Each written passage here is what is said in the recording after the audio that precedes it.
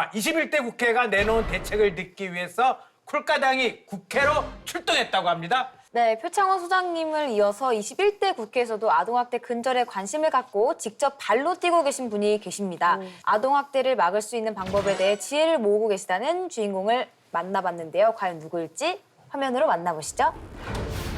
잇따른 충격적인 아동학대 사건에 분노한 국민들은 아동학대 처벌 수위를 높이고 가해자들을 엄벌해주기를 바라고 있는데요. 무엇보다 법 개정이 시급하다는 여론입니다. 국회는 어떤 대책을 마련하고 있을지 직접 찾아가 봤습니다. 안녕하세요. TVN 쿨까당 팀에서 나왔습니다. 안녕하세요. 의원님 계신가요? 네, 계십니다. 아, 지금 계세요? 안녕하십니까. 고민정 의원. 최근 아동학대를 제도적으로 막을 방법을 찾기 위해 여러 전문가들과 다양한 논의를 하며 바라는 건 오직 하나. 일단 당장에 애들을 살려야 될 것 같아서 고통받는 아이들을 반드시 살리고 싶은 더불어민주당 고민정 의원입니다. 최근에 있었던 그런 아동학대 폭력 문제들을 보면 진짜 가슴이 찢어집니다. 아마 모든 부모님들이 다 그러실 거예요.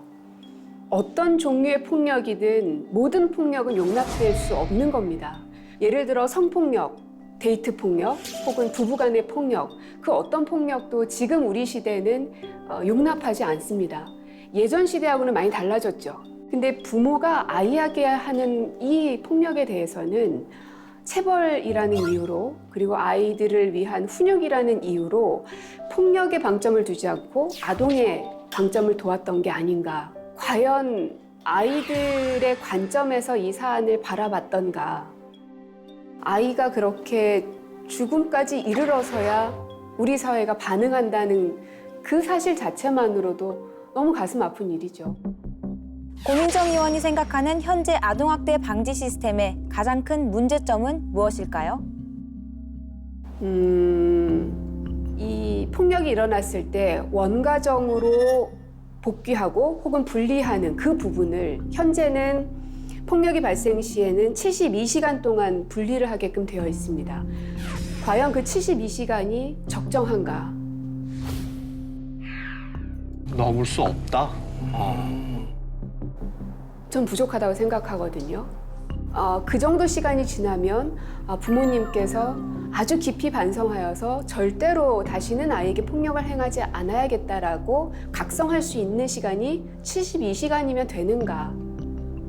그리고 지금은 이 보호자가 부모님이기 때문에 보호자가 원하는 방향대로 결정되어지는 경우가 많습니다. 그러니까 아이의 결정권이 지금은 보장받지 못하고 있는데 강제적인 분리가 이루어져야 되지 않을까. 그리고 그 판단은 예를 들어 뭐 의사라든지 뭐 심리 상담사라든지 전문 의료 기술인들이 판단을 해야 하지 않을까. 아동학대를 막기 위해 지금 당장 꼭 필요한 변화는 무엇일까요? 가장 중요한 건 사회적 인식 전환이거든요. 제 기억에는 2000년, 2006년, 2017년 이렇게 법 개정이 계속 있었습니다. 처벌 수위를 강화를 해왔습니다. 그러면은 점점 근절이 돼야 되는데 실형을 선고받은 건 13.6%밖에는 되지 않더라고요. 가해자 중 단 13.6%만이 받은 실형. 실형 선고 비율이 이토록 낮은 이유는 무엇일까요? 이 사법부의 안이한 판단도 좀 있지 않았을까. 결국은 아까 얘기한 사회적 인식 전환이 그래서 필요한 겁니다. 결국은 법조인들도 사람이고 학부모님들도 사람이고 또 이 정책을 담당하는 국회의원도 부처의 사람들도 다 사람이기 때문에 우리 모두의 인식이 전환되기 전까지는 문제가 해결되지 않을 거란 생각이 들어서 인식 전환이 참 중요한 것 같아요. 최근 21대 국회는 여야 모두 아동학대에 대한 사회적 인식 전환과 함께 이를 뒷받침해줄 법 개정을 위해 바쁘게 움직이고 있습니다. 새로운 법이 앞다투어 나오고 각 당마다 적극적인 논의가 이루어지는 지금, 이 마음을 우리는 놓쳐서는 안 될 것입니다. 우리 사회가 정말 끊임없이 고민하고 토론하면서 어떤 개선 방향들을 찾아나가야 될 때라고 생각해요. 고민정 의원님 감사합니다.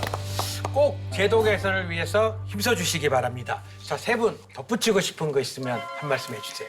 꼭 이번에는 국회가 제 역할을 하고 우리 힘없는 아이들, 자기 스스로 목소리를 낼 수 없는 아이들을 위한 법을 좀 통과시켜 주셨으면 좋겠습니다. 아동학대가 아예 일어나지 않을 방법을 또 생각을 해봐야 됩니다. 아동학대 행위자의 대부분이 그 친부모이기 때문에 이 부모들에 대한 공부를 좀 시켜야 되는 거 아닌가 싶습니다. 더 이상 아이들이 위험하게 발코니를 넘어서 이렇게 탈출해야 되지 않도록 어른들이 더 관심을 가졌으면 좋겠습니다.